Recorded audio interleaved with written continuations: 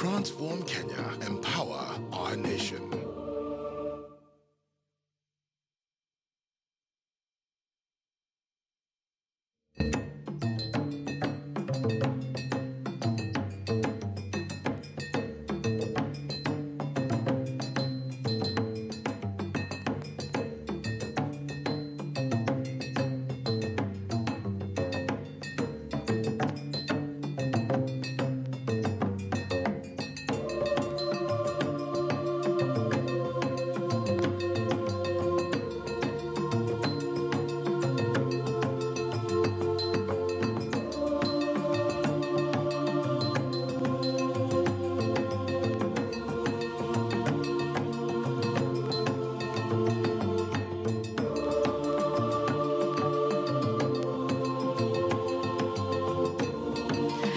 Welcome back, ladies and gentlemen. We are coming to you live from the Strathmore Business School tonight. This is the third edition of Transform Kenya, which is an initiative by Standard Group that seeks to create a platform really where Kenyans, leaders, and sector leaders, as well as stakeholder voices in various departments and various industries that really have to do with national development, then come together and look at how to progress. We have had the first Transform Kenya had focused rather on the environment. The second one focused on health. And tonight we are focusing the discussion on food and nutrition security, matters to do with food production, access to markets, and climate change, how it is affecting production. So I want to reintroduce our panel tonight with whom we are having this conversation.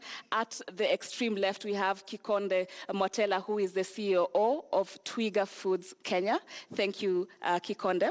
We also have Professor Margaret Chesang Hutchinson, who is a horticulturalist and a professor at the University of Nairobi.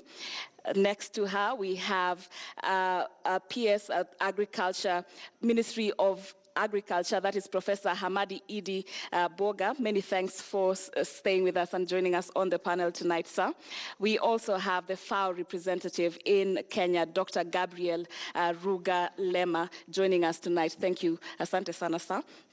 Professor Mary Abukutsa, who has just joined us on this second session, thank you for joining us. Professor Abukutsa is an award-winning researcher and is a Deputy Vice-Chancellor in charge of Research, Production and Extension at the Jomo Kenyatta University of Science and Technology. Many thanks for joining us tonight, Prof. We also have with us here at my immediate left, Okisegere Ojepat, who is a food produce expert. Thank you, ladies and gentlemen, for being with us on the panel tonight. We also have distinguished guests among us. I want to recognize the Governor of Nyandarua County, Mr. Francis Kimemia. And we'll be engaging you a little bit later, sir, because Nyandarua County is said to have a potential to feed the entire country. So if you're not feeding us already, you'll be telling us why if you have this potential. But also there's a lot of lessons to learn from that county. So we'll be engaging with the governor a little bit later on. So thank you for staying with us, and thank you to our entire audience as well. And before I engage my colleagues, Michael Gitonga and Yusuf Ibrahim, who have been monitoring this conversation, we're not just speaking here within the confines of this room, we're also engaging with our audiences who are sending really overwhelming contributions to this conversation via our social media platforms. But before we get into that, let's talk about food production. And I want to come to you, Okisegere, because we were with you before we went on the break. And one of the big bottlenecks regarding food security in the country has to do with the cost of production. This is a cry we've had from farmers, both small-scale and large-scale farmers. What leads to that? Is it expensive farm inputs? Why has it been a perennial issue that our cost of production is so high? Thank you, Sharon. In the audience, as I listened to the earlier speakers, the question was availability. We talked about drought. We talked about what you need for them. The question here is, what is the motivation for anyone to get into this? And one of the biggest challenges we're having today is the cost of production. we are way high in the cost of production in this country as compared even to our neighbors. Really, the motivation is not about now producing. The motivation is, can I become a broker? Because I'll make more money by being a broker than by being a producer. Case example is we almost becoming a net importer of food, and yet we have such a perfect climate. Look at the pineapples that we take in Nairobi. 95% of those pineapples come from Uganda. Look at potatoes. The smarts of Nyandarua has potential to feed us, and I'm happy His Excellency, the Governor, is here, is that we're still importing potatoes from Egypt that we're eating in this country today.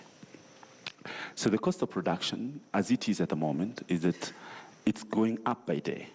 Recently, the President assented to the VAT Act, Amendment Act, which put agrochemicals on 16%. Even though we think we're on 8% because of the fuel, but the truth of the matter is that the VAT on agrochemicals is on 16%. Professor mentioned about seed. Our seeds are VATed. We talk about the cost of implements, farm inputs, farm implements. And as we're talking currently, we have a scenario where the country does not have soluble fertilizers because we do not have capacity, in my own words. So the cost of seeds, the cost of fertilizer, the cost of agrochemicals is VATed, and that alone puts us still on a higher level in terms of production. Where we go down to unsegmented growing, our growers in this country are doing little patches in different areas. We need to bring them together. We need to put them in groups. We need to put them in cooperatives. We need to agree on the value chain that a specific village or ward or district, sub-county or county will do better. Look at potatoes. I often go to Nyandarua. They have a potential, and they are currently the highest producers of potatoes. But often, we don't have enough potatoes. Mm-hmm. Why? The cost of production is just way beyond where we are. So I appreciate Professor Pierce and the governor representing the two-tier level of governments. That is a time we got a conversation and made the Kenyan farmer feel relieved in terms of the cost of inputs, because that is the beginning.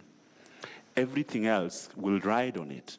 We talk about market and market linkages. What are you linking if it's already expensive? What is the motivation for us to get into that business?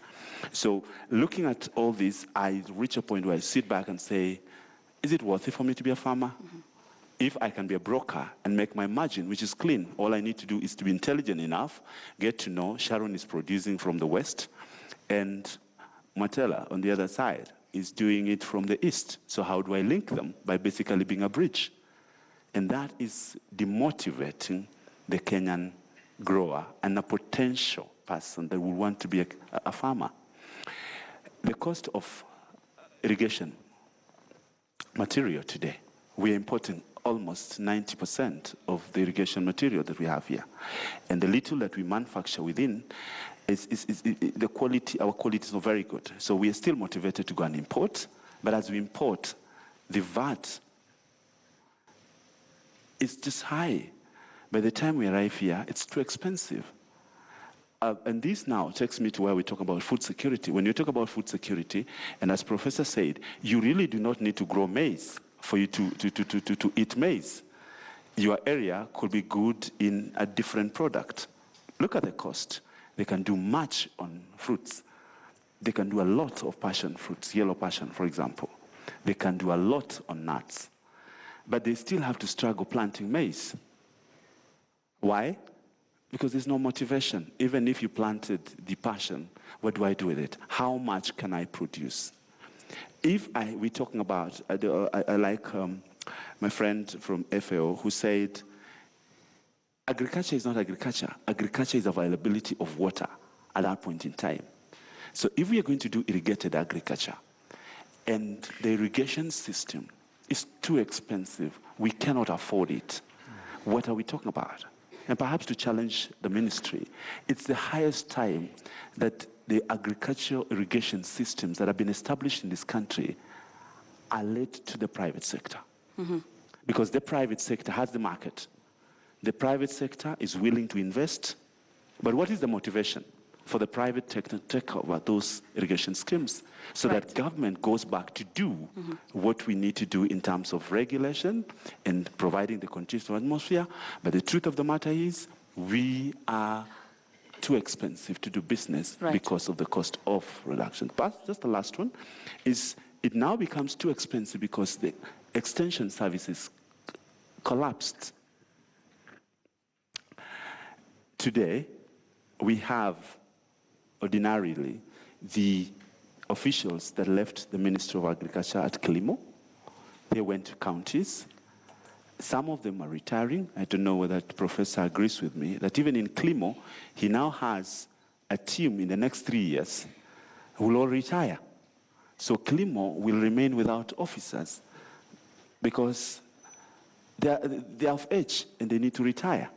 But the deliberate effort of now bringing in a new blood, and this now ties together with the universities. The quality of students we are getting from the universities are not ready for us. Right, and we can't use them. I want to pick on that. That now brings me to, I have to be hired by a group of these people to go and do extension for them. It takes their cost high because they have to then import somebody from another county, far distance, and to cover this area. One, it becomes expensive because they can't afford. Two, it becomes expensive because it's one distributed among long. Lastly, on this one is that if you look at the ratio of the extension services officers vis-a-vis the grower today, it could be standing at 40,000, 50,000. I'm not very sure, but it could be standing, could be 1 to 50,000. So what do you do? That is what makes this agriculture becomes unattractive to a specific class. It becomes too expensive. And we are in a climate which is a tropical climate that is invaded naturally by pests and diseases and require a quick intervention. Thank you. Right, and you've raised issues that speak to policy and regulation. So just a bit later on, I will ask the PS to respond to that, especially when it comes to subsidies of these farm inputs, the seeds and the fertilizers. So we'll get into that later. But Professor Mary has just joined us on the panel. And if you can just tell us, what is the place of academia and agricultural research? What is the nexus between that and the actual practice? Are you working together? Are you sitting on an ivory tower as academics? Okay, thank you very much for the opportunity and for this initiative. First and foremost, I want to say that academia and research have a very important part to play in food production along the value chain. Academia is to produce human resource that is going to be very pivotal in the production system and also along the value chain, looking at post-harvest and all the issues that tie on production up to the table or consumer's table. Now, first and foremost, I want to say that when you look at human resource development at universities that train agriculture, we are seeing that our young people do not want to study agriculture.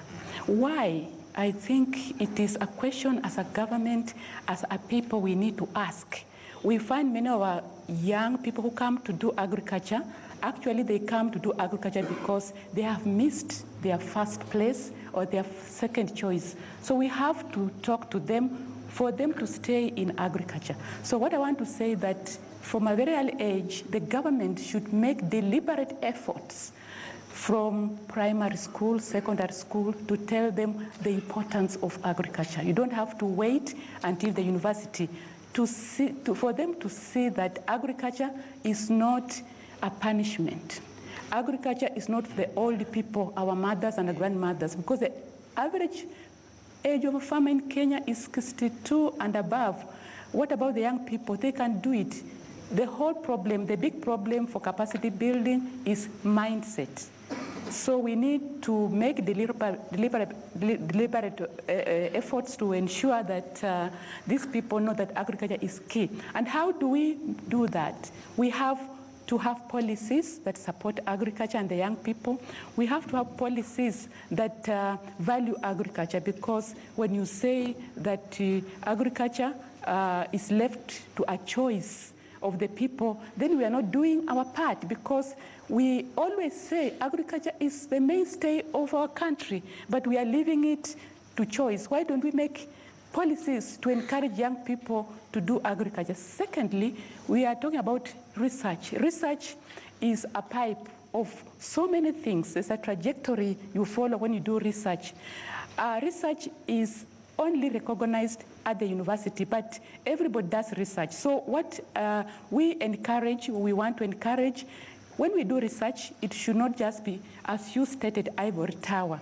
And I think many universities in Kenya are making efforts to come down to the ground, to have grassroots input in agricultural research in such a way that we involve stakeholders when we develop agricultural proposals for funding. And I want to applaud the government, because we have a policy that says that 2% of the GDP should go to research. And I think it has been seen that many of the researchers have been getting money. At least in the last 2, 3, 4, 5 years, there's a focus on deliberate funding of research. And having said that, for a long time, research has been funded by external funders who have their own agenda. So government has to take in control research so that they meet the agenda. So if someone gives you money, they will dictate on what you're going to study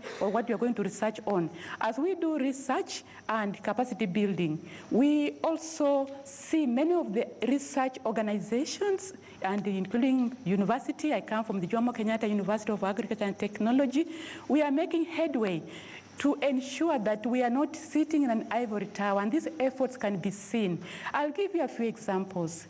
For example, in my university, and even Cairo does it, we are reaching out to farmers. We have initiatives where we are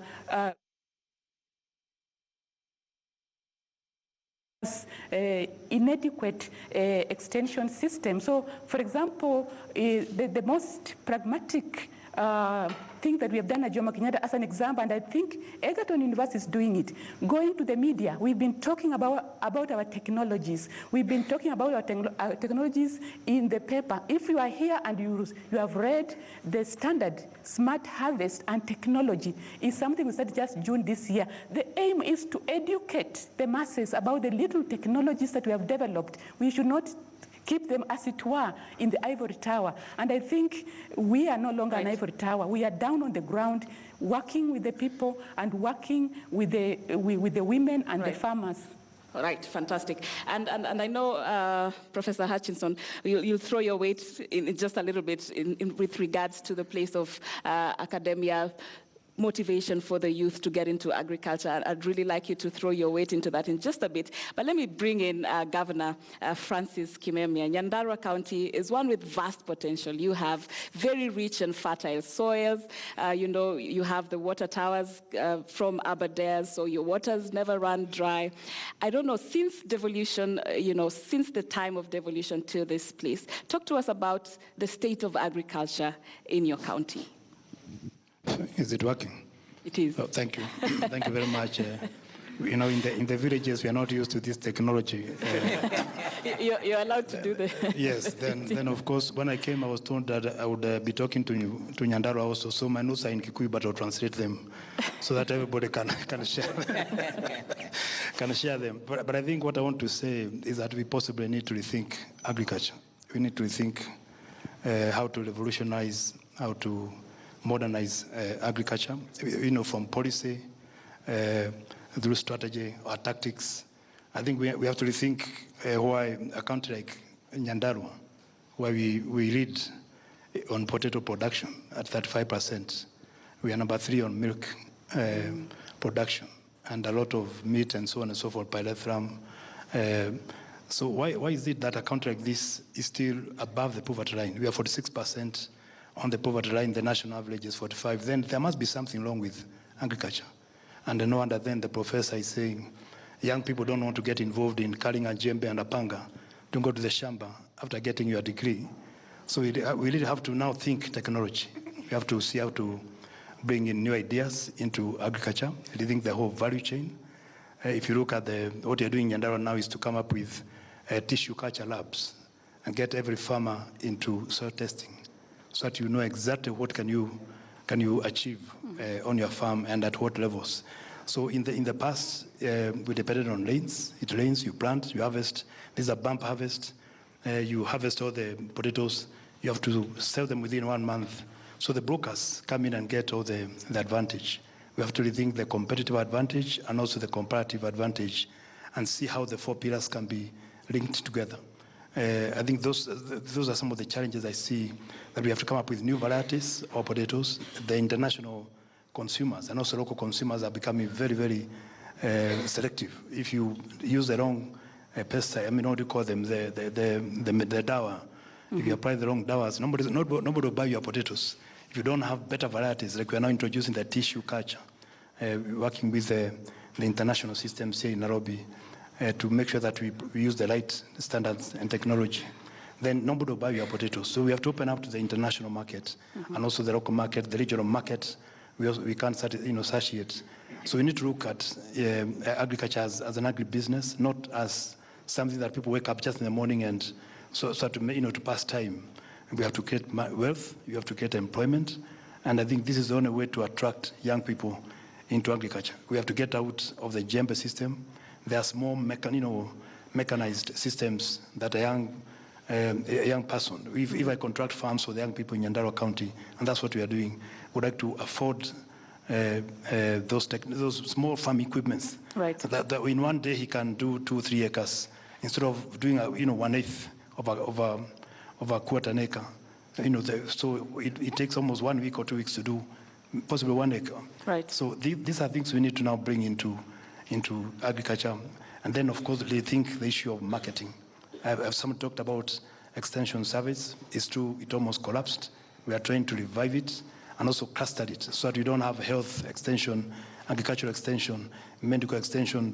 You have 10 people calling the farmer every day to come and listen to extension. I mean, you spend the whole day listening to extension people. Right. So we need to cluster it into one package. So you can call the village one day, tell them about this in one sitting, not the whole week listening to these bureaucrats, talking about also. So we are looking at post-harvest, post-harvest losses, the issue of contract farming, cold storages, and agro-processing. We are coming up with a potato factory in the county. We are reviving Midrand factory. We want to have at least 3 factories in the county. We have agricultural centers that can train, and many other things. Right. We can introduce bamboo, pyrethrum. We have issues of livestock and irrigation. Right. But there's some things I thought I wanted to mention before I hand over the mic. The lack of forward and backward linkages with the ministry, and it's good the PS is here. Right now we have talked about 4 pillars. But if you come to Nyandarua and ask the Minister of Agriculture or the CEC Agriculture, we need to now, consolidate the policy and the strategy and the tactics with the PS so that I know that in Nyandarua you focus on agriculture, on potato, on milk, on possible sugar beets and whatever, because we want to introduce sugar beets so that we can have sugar without mercury, at least coming from Nyandarua County. Then of course the issue of the value chain I've talked about. The farmer must see predictable agriculture. That at least I'll get 3,000 shillings per bag or 4,000 shillings per bag, the way we used to work on maize, and so that farmers can have a life that is, they can educate their children, they can go to school. We need to rethink that issue of marketing and pricing and so on. The issue of research and development. We can't talk about technology without research and without technology. And I think that's why I want to appreciate what was said by the university, the soil testings, the inputs, and the husbandry and so on. The issue of environment, agroforestry, very, very important. We cannot deplete the environment and still talk about food security. Otherwise, then we end up in a problem. We cannot talk about, the issue of settlement patterns. I know there's a house in Pira. If you come to Nyandarua now, in every home you find a quarter an acre, maybe 5 houses. then maybe 10 graves in the same compound. There is very little space for farming. Is it possible that the house in Pira could lead us into a kibbutz system, that people settle in certain areas, let them build up once, release the land for agriculture? Right now, even in Nyandarua, where you can get hundreds of acres, our lands are getting smaller and smaller by the day. Right. And I wish we could do a logical framework within the 4 pillars and see how each pillar can feed into the other, so the settlement patterns become more organized. You can provide the services better when people are settled in one place. Then they can contract farming, and then you can engage in more professional farming. Some farmers will apply medicines or agrochemicals at the same rate in a more professional way. The crops the produce becomes more marketable, more competitive in the international market. And of course, lastly, the issue of the health. If you don't have good food security, you cannot talk about health security. And I think health is also one of the pillars. But I'm also proposing that we come up with an NHIF for animals. I know we are producing one for people. I think we need to come up with one for animals now, so that people, because we have to ensure that there is insurance for animals. Yeah. And if you have maybe 10,000 farmers with 10,000 animals, and they're producing maybe 10 shillings per cow, it will be possible to insure all the animals. So when there are losses, it's very possible to. I know it looks crazy, but I think we need to come up with an NHI for animals. Whether it is rabbits, whether it is bees, whether it is fish, we need to. we need to rethink this. In Nyandarua, we are feeding our children with free milk. At least I put one of the point elected. I put all the kids in the ECD on free milk because of nutritional issues. They're stunted. 24% of the children are stunted or they are malnutritioned. In Nyandarua, with all those foods and milks, because when you can't sell potatoes, you can only sell milk. So you only find one grass left in the home from Mzee. So the others have to feed on the true tea. The trungi, we call it the trungi, which means true tea in the homes, because there is no protein. We can't grow beans in Nyandarua, it's too cold. So you find there is too much food, but a lot of malnutrition, a lot of diabetes, a lot of arthritis. This style, in spite of being the poverty, style disease, lifestyle disease is coming up. Sugar. So I think I can stop there, so maybe I can give others a chance to. But I think we need to be realistic about agriculture. We need to agree, even as a government, we have not been serious about agriculture. I've been head of public service. I want to own up. We have not been serious about agriculture in this country. Most of it has been show, talks. We talk high, we live. Now I'm in the village now, suffering. So we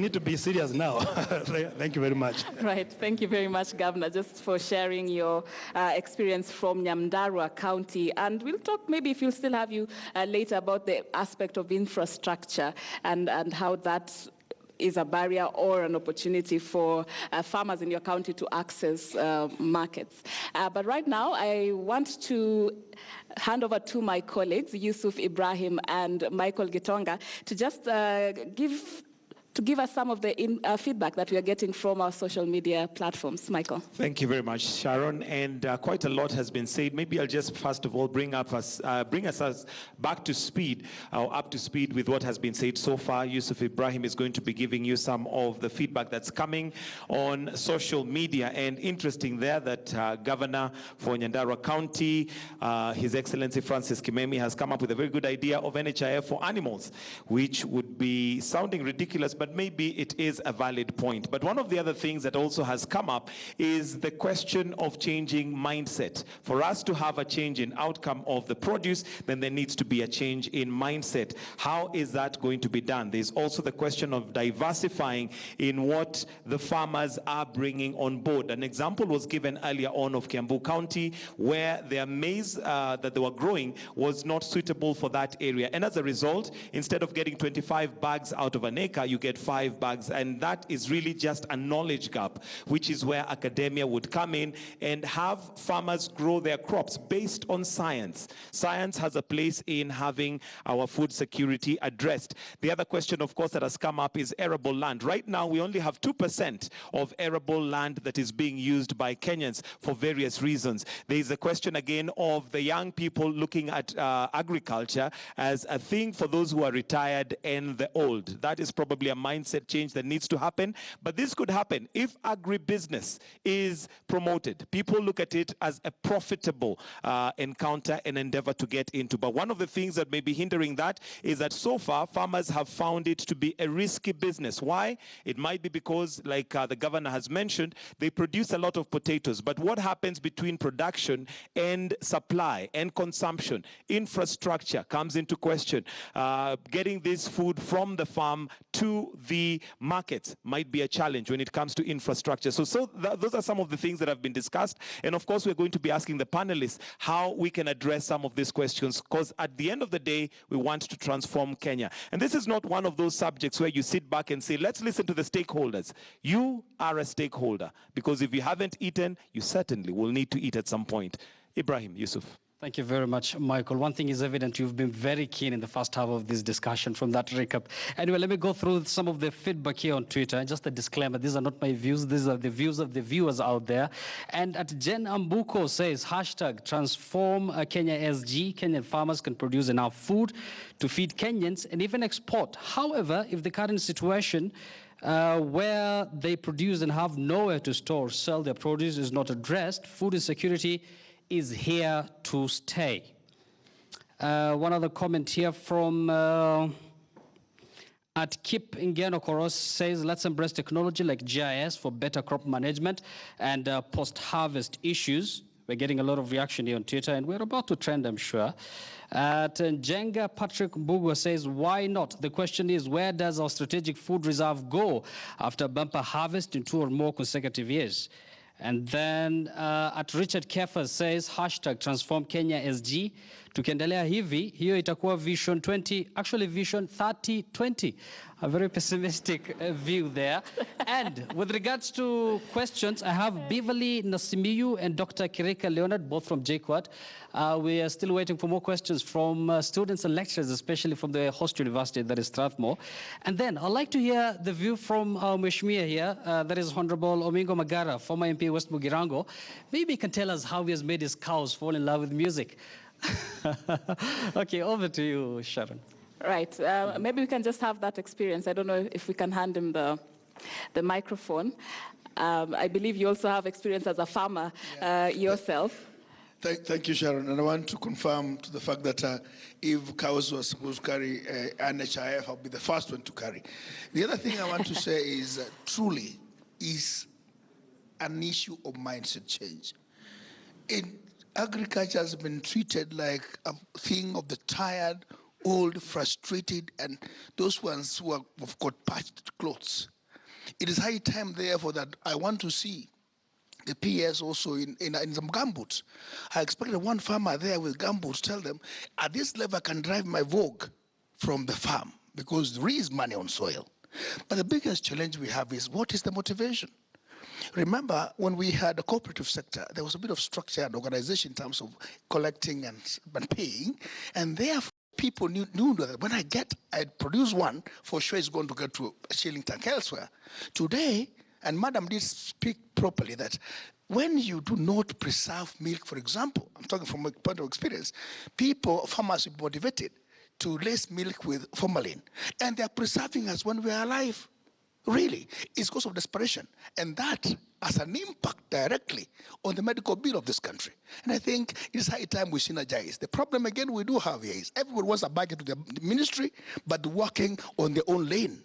Unless we think outside the box and synergize, let's see how much we can partner with the Ministry of Environment to look at a farmer who has biogas to create green energy. But the thing is, there's no linkage. I waste my biogas potential because nobody cares to do a bit of research on that particular one. 2, please come down from the offices. I am glad to and confess here that Honorable Kimembe, His Excellency, was in office. I have been in Parliament. But I can tell you, it's good also to go a complete circle. It brings you into realization. He is now in the village, and he feels the pain of the village. I do. If I was in Parliament today, I make sure I'll do a few things right that I didn't do. And therefore, some changes are necessary. But please, can you all calm down and let's share our experience very, very objectively. Let's motivate our young people to put money on the table, on their banks when they are produced. It is difficult to produce some white cream from a black cow feeding on green grass to give you milk. Then when you find it wasted, it's actually a curse even to ourselves. And this is because, again, middleman issues. Trust you me, some milk is coming from the Far East, fairly perhaps expired milk, zero tax, and therefore they can afford to sell to the factories powdered milk at 30 shillings per kilo. How are you going to make money if you're competing with powdered milk from the East? We must be realistic. We support the president's agenda, but it must trickle down, and all of us must roll our sleeves to make it happen. Otherwise, it will be a mirage. Thank you. Thank you, Mheshimiwa. And very critical issues are coming up, and what would be useful is to see these issues, be used to transform the sector, which is really why we are having this conversation tonight. And it's good we have the PS here. We also have a strong team from the President's Delivery Unit. I see them there, led by Katra Sambili and Laban Cliff Onserio, that we are taking notes from what is being said here tonight. And PS, I want to come to you because there's a lot of issues that have come up that touch on policy and regulation, top of which includes the levies on these farm inputs, the seeds, fertilizer. And we had Okisegere raising the issue of 16% VAT on the seeds. Food is not just a security by itself, but a national security issue. What is the advice of having this kind of high levies on such critical farm inputs? Okay, thank you very much. I don't want just to focus on that item. I want to focus more on what you have said about the issues of policy. African presidents met in Maputo in 2003, and they came up with what is known as Comprehensive African Agriculture Development Program. And it sets very clear targets about what Africa needs to do to transform its agriculture. And these presidents recommitted in 2014. And out of that, the president came up with this Big Four. And when you look at this Big Four, they speak to that strategy. And he has put in place that presidential delivery unit that you mentioned there. And basically, every ministry has to come up with programs and activities to tackle some of the wicked issues that have been mentioned here. We acknowledge that they exist, but I think the president has set the pace, and I think all of us have to work to support that vision, because it's not just a Kenyan vision, it's an African vision.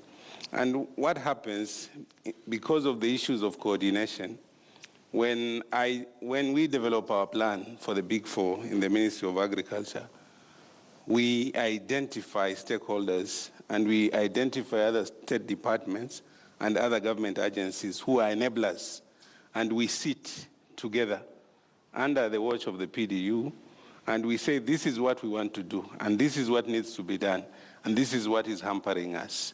And they make commitment, and we make commitment, and we get measured based on that. Of course, we are starting this year, and maybe it has been rocky. The elections were not, they went the way they went. Right now, we have an atmosphere where we can begin to work. And I think the transformation will happen because the president has shown leadership. And some of the issues that you are talking about are governance issues, strengthening institutions and fighting corruption. And I think the president has come out very clearly on that. I think everybody now who was doubting whether the president was committed to the fight against corruption has understood. And I think some of the challenges around inputs, around gaming the market, I think will end as the institutions that are supposed to fight that are strengthened, and so that what the farmer is doing is beneficial because it's not being undermined by other activities. So I think the vision is clear. What needs to be done is clear. Every stakeholder has a role to play.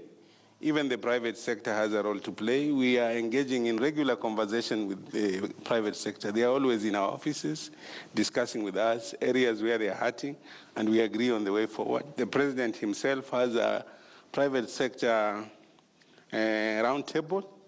The last one was about manufacturing, where issues of manufacturing were discussed. The next one will be about agriculture, and we'll be happy to engage around the issues that are hurting production and finding innovative solutions to some of the challenges. Of course, government needs money to run some of its programs. Right. And I think Kenya, the way I see it, is a bioeconomy. And a bioeconomy, you can always grow it, so long as you have the right scientific strategies. And right now we are at 60%. Manufacturing is only 8%. They are struggling to raise it to 15%, but we are also struggling to raise the GDP share of agriculture, and it's biology. And biology, you can always improve it. You can get a cow through breeding to produce more milk. I went to India the other day. They have bred buffaloes that they can milk. In Kenya, you can't milk the buffalo. But science gives you those abilities to change things and to transform, and we shouldn't be negative. I think our scientists are doing a good job. I don't believe in the idea that there's an ivory tower in Kenya. There's none. I think Professor Kahangi has been on the field with bananas. Everywhere you go and see a banana, it's a tissue culture banana. Professor Florence Wambugu has been out there in the field with farmers. Right.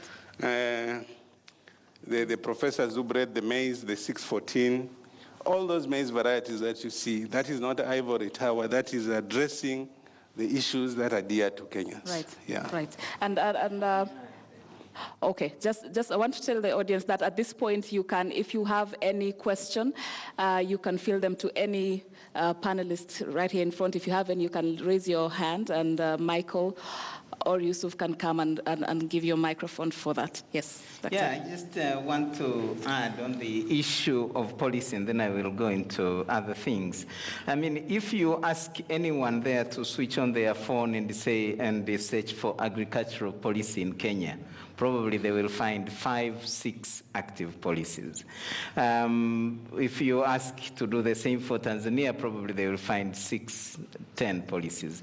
I think in Africa, we are stuck in policies. We write very good documents, but we don't implement them. We don't monitor them. We don't look at their effectiveness. So every problem we run first to policy. I think the problems that we have can be solved without necessarily going to craft new policies. And if I was asked how do you think then we can? And that's what I'm coming to. I said, if I was asked to transform agriculture and make every Kenyan have food, I would probably do 4 or 5 things. 1, bring or arrest post-harvest losses. In this country, we are losing, at least the statistics say, 40 or 30% of what we produce. And we are importing probably 20% of that. So we are losing more money in post-harvest losses, and we are even going to buy food from outside to bridge the gap that is there, mainly because of post-harvest losses. And how do you manage post-harvest losses? We need to strengthen our storage capacity. For maize, if you look at the National Cereals and Produce Board, their capacity to store maize is only 3.5 million bags. And Kenya produces 40 million to 45 million bags.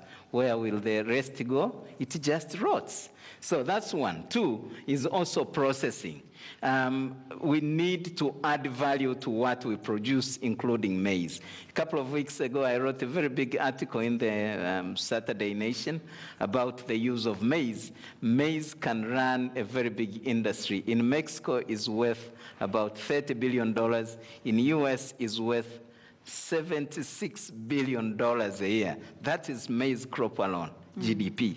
So you can make maize into industrial starch, into vegetable oil, and many other things. So post-harvest losses, for me, would be number one where I focus. Number two, bring more land into production. Kenya is only using 20% of its land in the medium and high potential areas.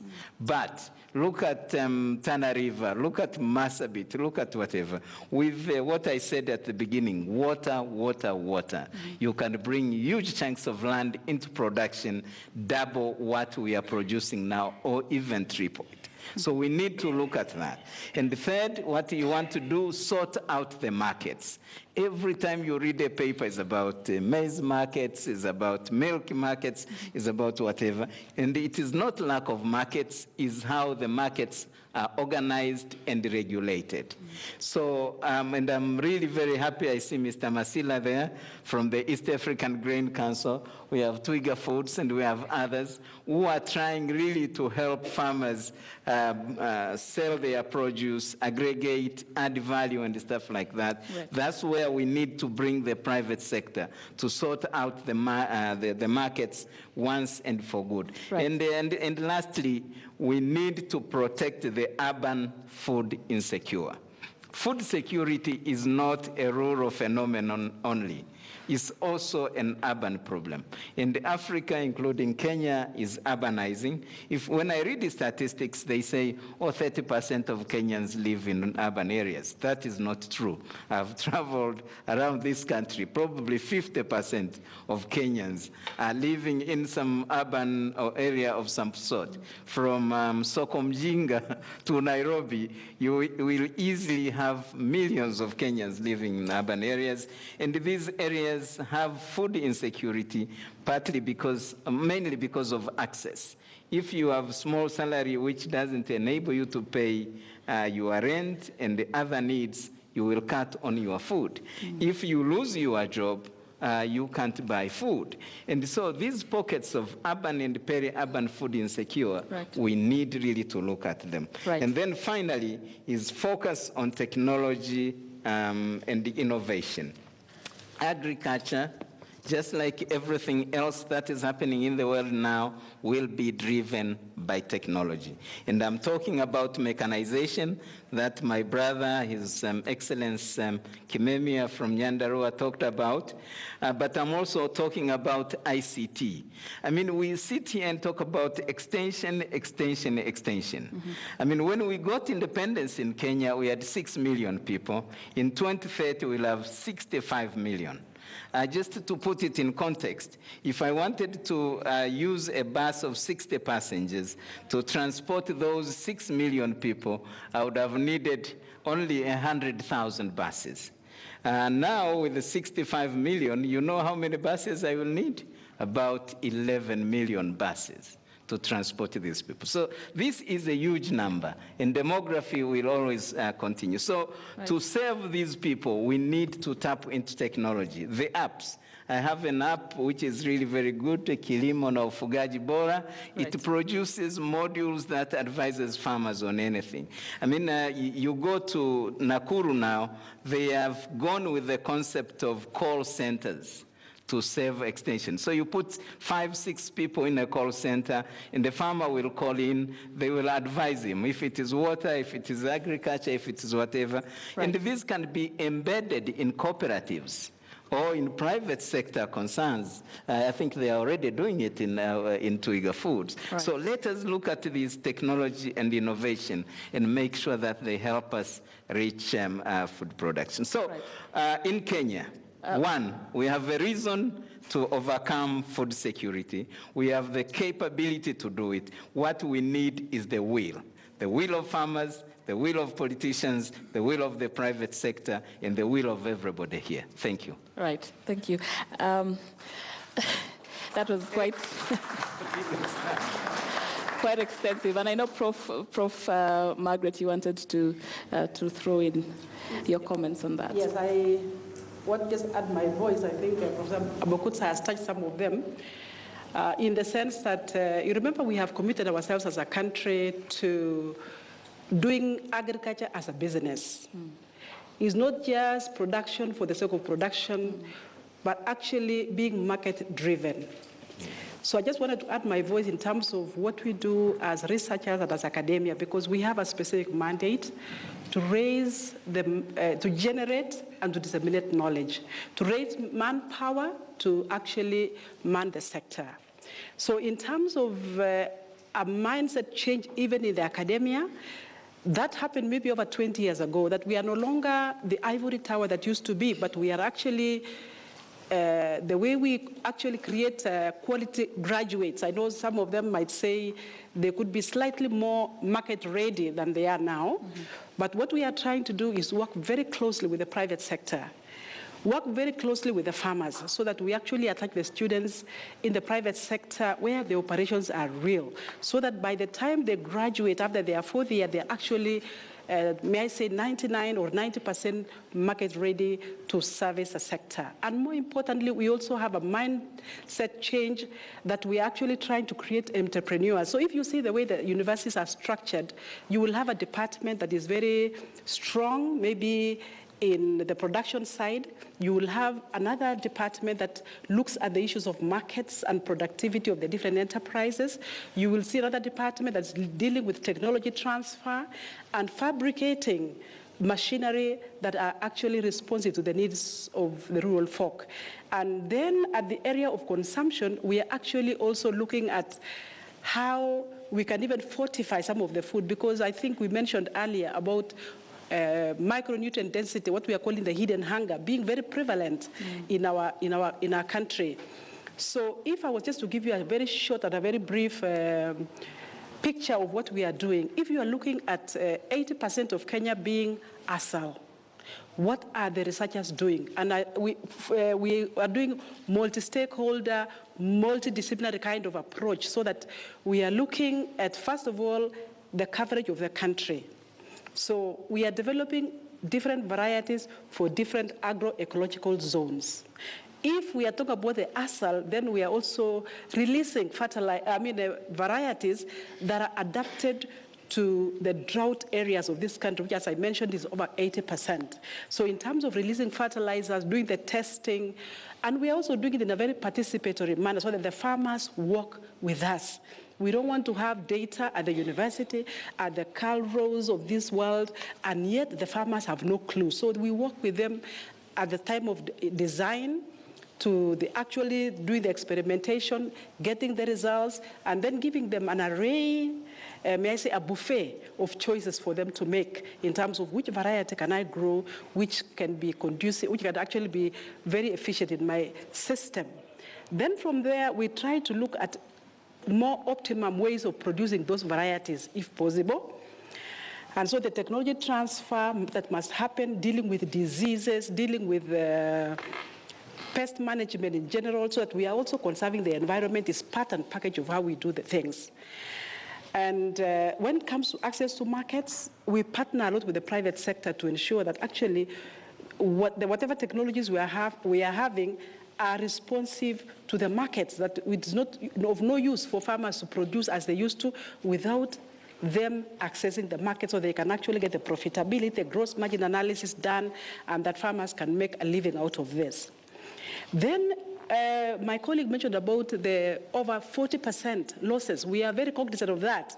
I'll just give you two examples of what we have done in the recent past, where we've worked with some development partner to set up aggregation centers. So we are working with farmers and we are saying, bring your mangoes, because many of you will know that maybe the price of a mango can be about 5 shillings.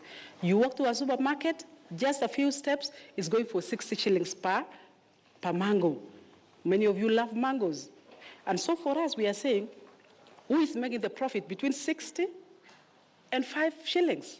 Who is it? And so we are trying to empower the farmers to take control of their sweat, to take control of their production, and to make profits out of it instead of the middlemen being the only ones profiting from agriculture. And so we are setting up aggregation centers where we are collecting quality, quantity, so that we have standards that actually meet the market. And we are working with Kenya Bureau of Standards and so forth. But also then doing value addition. So we are setting up drying systems for different fruits. We are doing processing with the farmers, And we can give you many examples. Because of time, I will not give you all of them, but we are working with them along the entire value chain in a very participatory manner to ensure that we support government. And we are very happy because as researchers, for the first time, we have got a State Department of Agricultural Research that's actually very critical in terms of supporting the scientists. Because if we were to share the state of the scientists who came up with 614, who came up with the different varieties, you will be very sad to know that they never benefited from their intellectual input into their community. But now, government is actually putting money to support research in Kenya. And that the government needs to be appreciated, that we are going the right direction with the government putting money where the mouth and where the heart is, so that we are no longer giving a lip service to the sector which has been there for a long time, but I think we are starting on a good footnote that for the first time, Kenya is actually putting money into research. Thank you, Prof. Thank you, Prof. Those are such great insights. And right now, we have to take a very short break and just to get some highlights of the news that we'll be having at the top of the hour. But when we come back, we want to engage you, the audience. Any questions you want to field to the panel or any of the guests here seated at the front, please feel free to do that. But that's just after we come back from this very short break.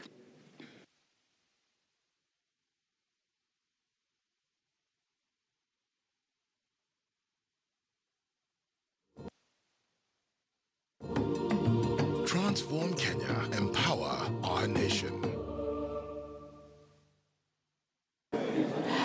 I'd like to request you, please let's just...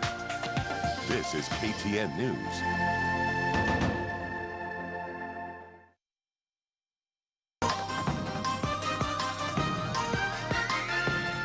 KTN Prime Highlights in association with KCB Bank. I tried to investigate once again because we tried as much as possible to move maize from Moist Bridge.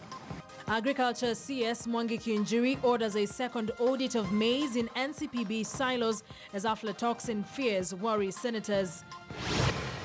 Let him be today the first Kenyan to bite the bullet and just step aside. Shocking admission irk MPs as they take IG Joseph Boynet head-on over 58 lives lost in the Fort Tenon accident. Fears of flooding hit the Kenyan coast as the onset of heavy rains wreaks havoc and paralyzed transport. And tonight, we tell you of the story of a former victim of smoking who has turned into an anti-smoking champion. Parenting, schooling, building, investing, saving, or maybe retiring. Achieve your dreams with the KCB Gold Savings Account. Enjoy Kenya's highest earning interest rate by visiting any KCB branch today and opening a KCB Gold Savings Account. KCB Bank. Go ahead. This is KTN News.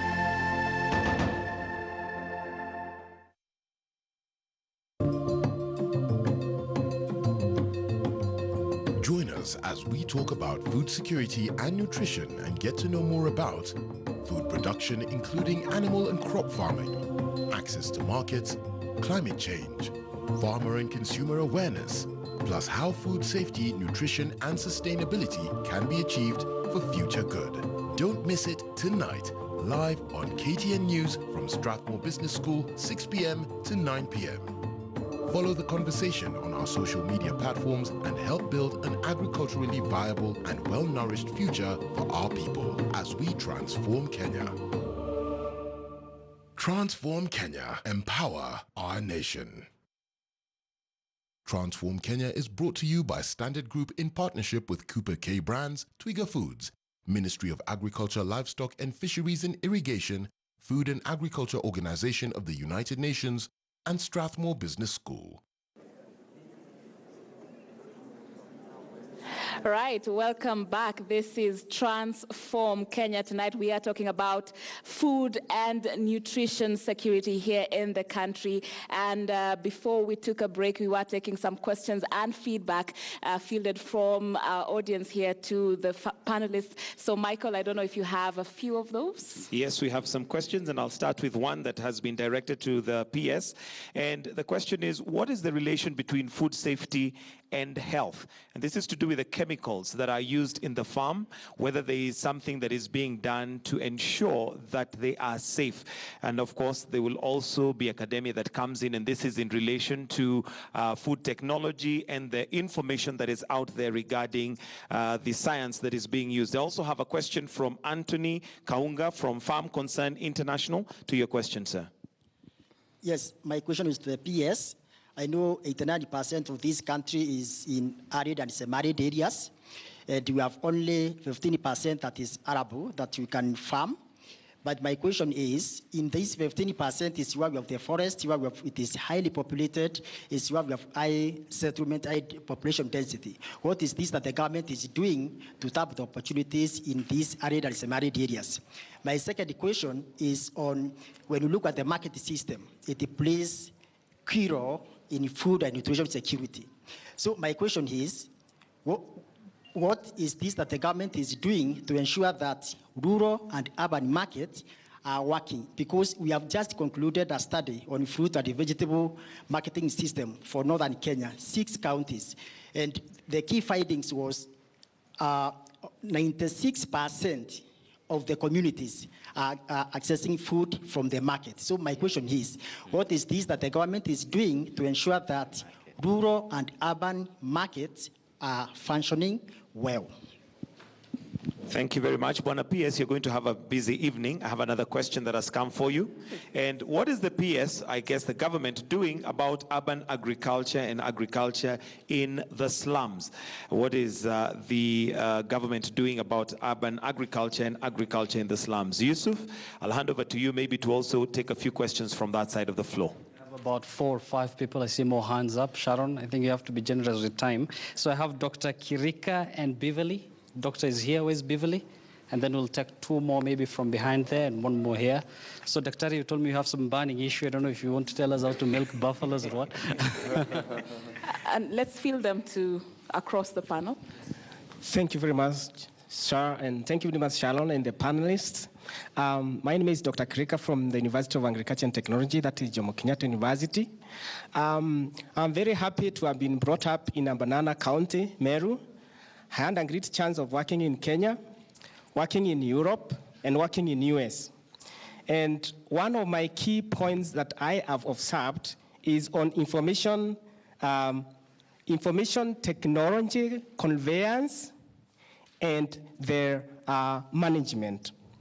Because one of the things that I have a challenge on is how are we able to sieve politics from the knowledge that we generate in agriculture.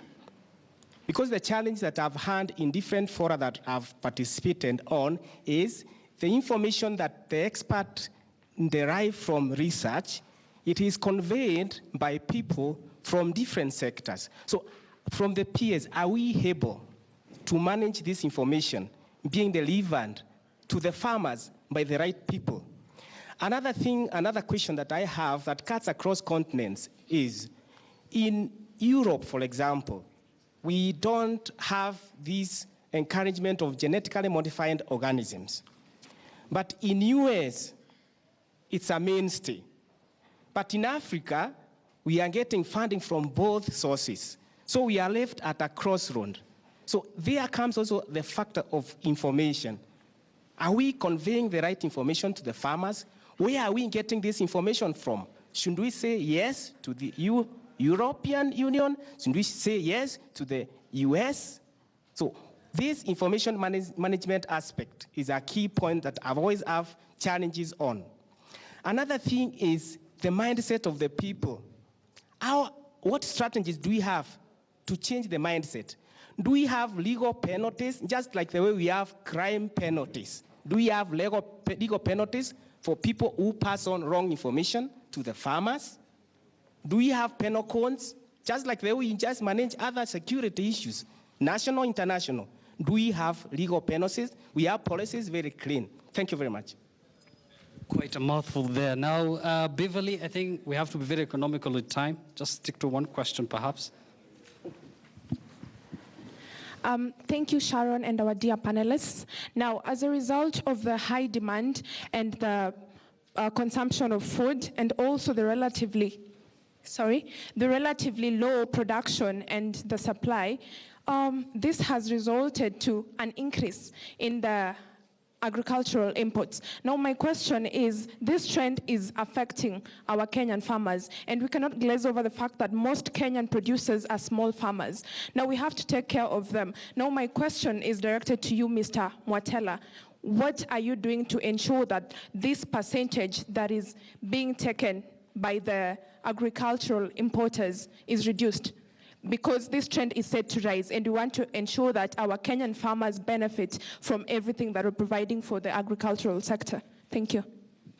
I see we're making progress. I'll come to you. Let me just handle this guy who's well-branded. I see you know how to take advantage of TV. Oh, yes. Okay. Thank you. My name is Dennis from eFarmers Africa.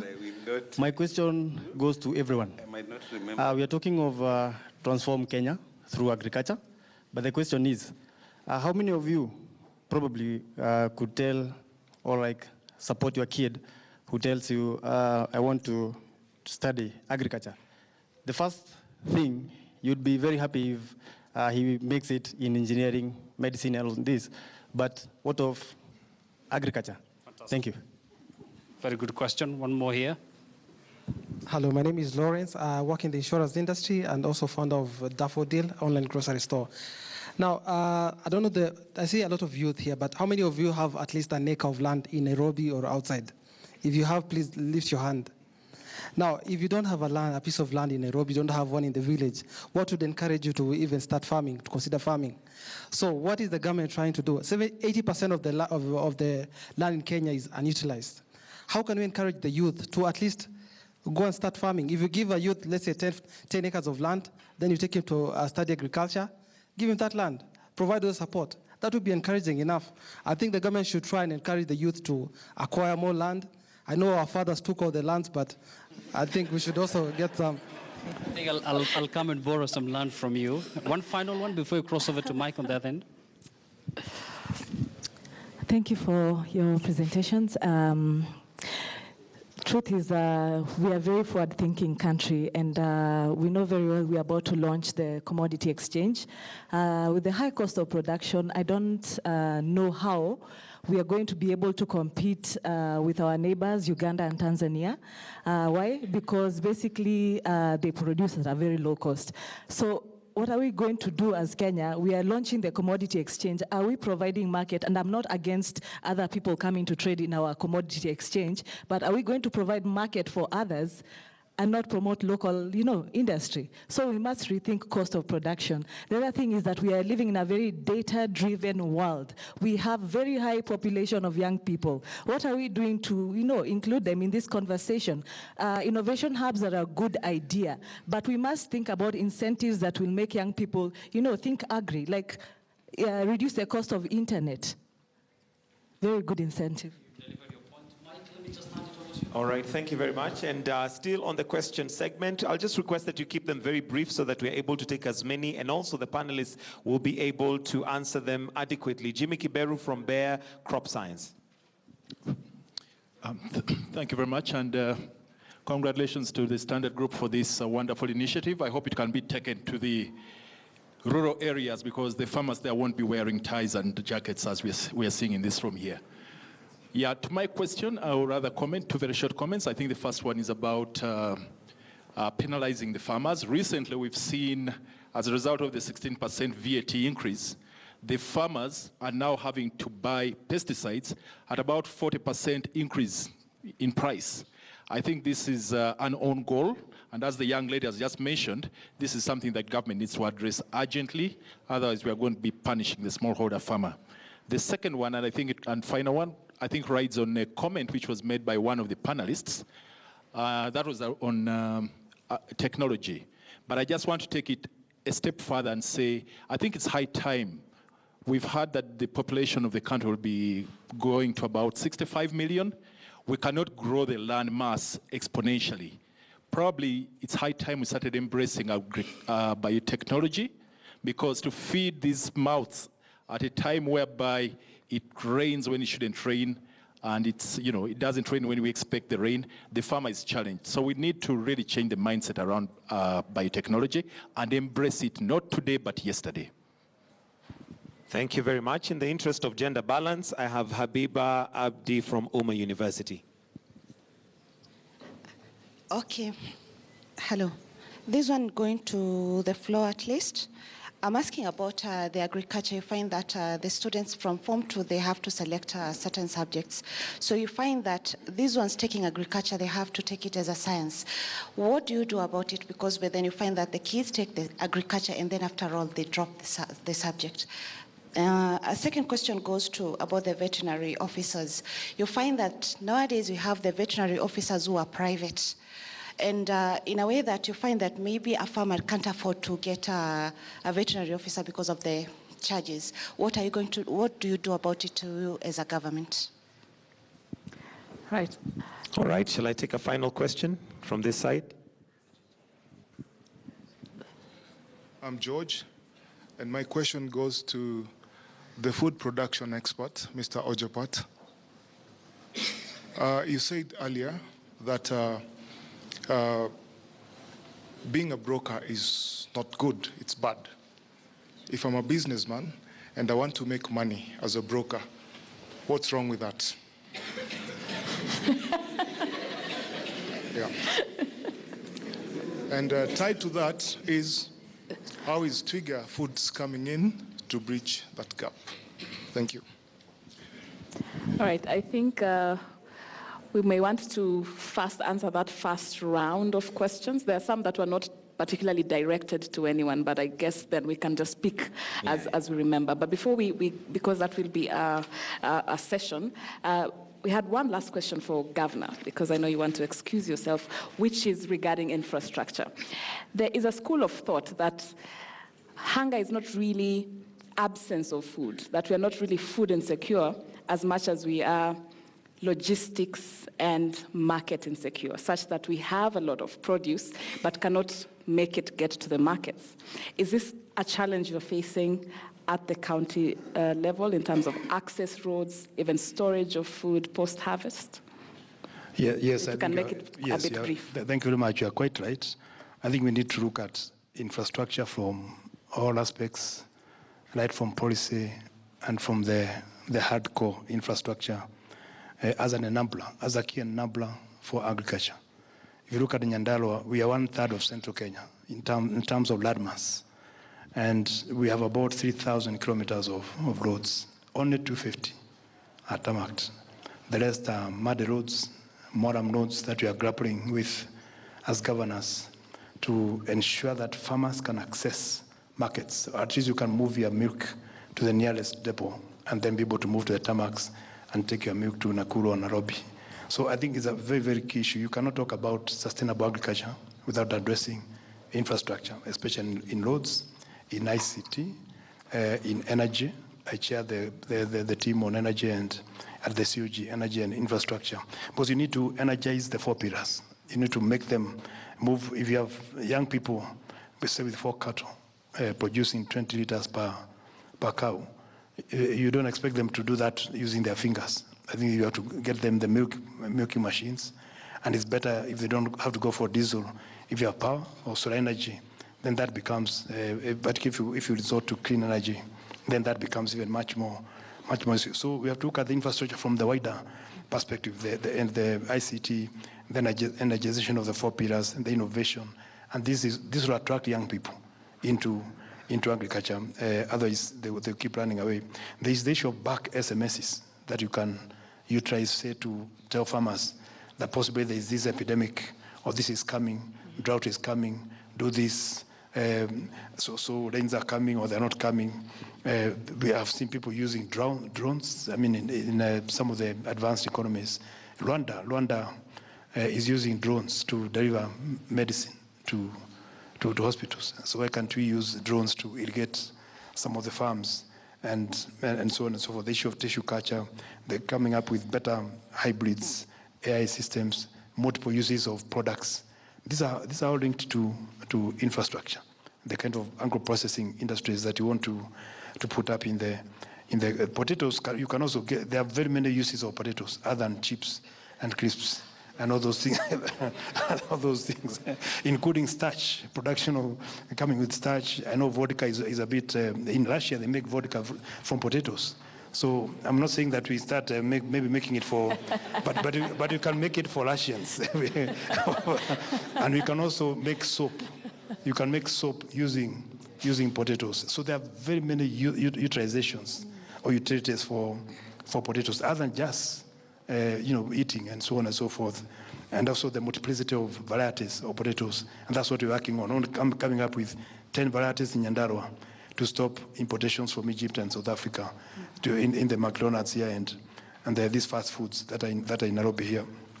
The issue of droughts and floods that cripple agriculture in this country, with better infrastructure, whether it's meteorological, then you're able to advise farmers on the early warning systems, education and knowledge and technology.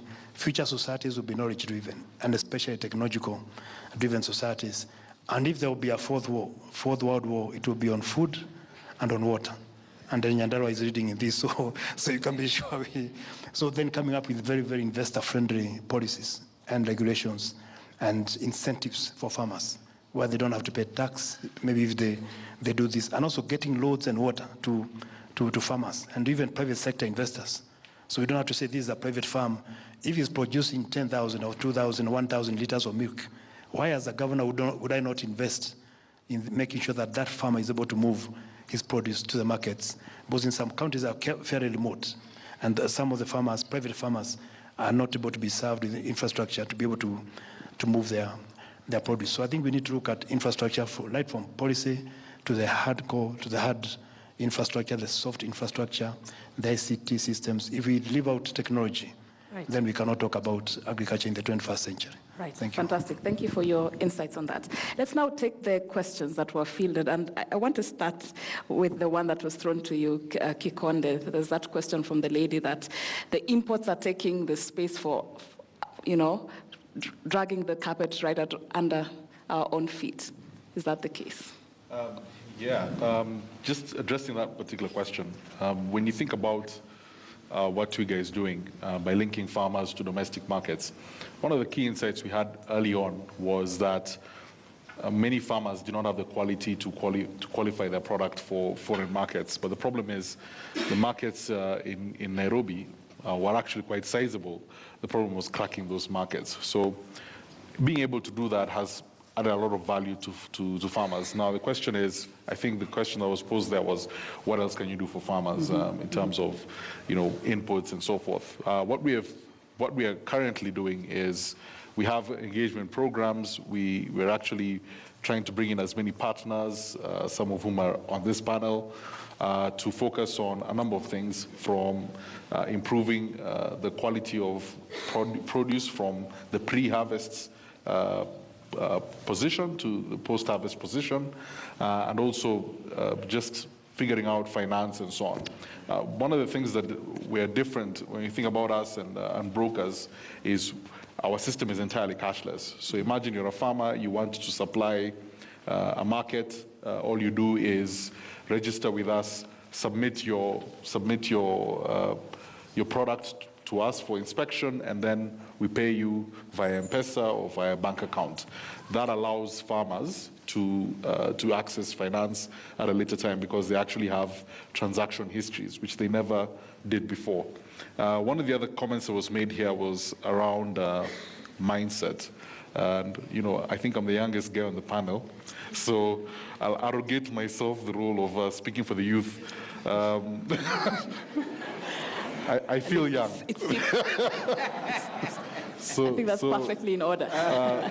So I think the thing is, it is true that young people are generally do not take to agriculture. We've seen that with our own farmers, where the general demographic information is showing that they are largely old. But just as a signal of hope for Professor Mary and for the audience, I think we have farmers who are making, pretty good income, and when you meet them, they're very young people. So there is hope there. And I don't think, I think we are evidence as Twiga that young people are taking an interest in agriculture. When it comes to the comment you made about the country being logistics and market insecure, I think that's really the premise of what Twiga is. We're saying the reality is there is food in this country. If you took out post-harvest losses, you would be able to feed this country for an extra 4 months, technically, because that's about 30% of all the post-harvest loss that's there. The key thing is you need to fix the market problem. You need to be able to inform people where to get their produce. Most of that produce is lost in Marikiti, in Okolima, in Korogosho. It's not lost in transit. Majority of it is lost at the point of sale. So that's something that needs to be fixed. I think that's a private sector initiative. That's our job. That's what we are there to do. Finally, I think when you think about import competition from horticulture value chains, I think one that was mentioned by one of the audience members, I think that's partly a myth. I think there is competition from neighboring countries, but I think we are the ones shooting ourselves in our own foot. We did an operation in Kilifi, trying to get pineapples from Kilifi into Nairobi. It was one of the most expensive operations we've ever run. I think I slept every day at 5 a.m. Because it was so difficult. The roads were impossible. We've seen an improvement because of devolution in that regard. But I think that's the reality, is that the product isn't more expensive at the farm level than it is in Tanzania or in Uganda. I think that's a bit of a misconception. The truth is we are competing almost on an even playing field, but does our infrastructure support our markets? I think that's what needs to be addressed now. All right, fantastic. And I'll take your response next. There was a question that was feeded to you. Thank you so much, Sharon. Just to respond to the question directed to me about the brokers, the thing was, I did say it is lucrative to be a broker than to be a farmer because there's no motivation because of the cost of production.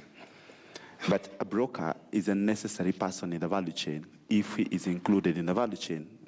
What my brother on the other side is doing technically is broking. He's not growing.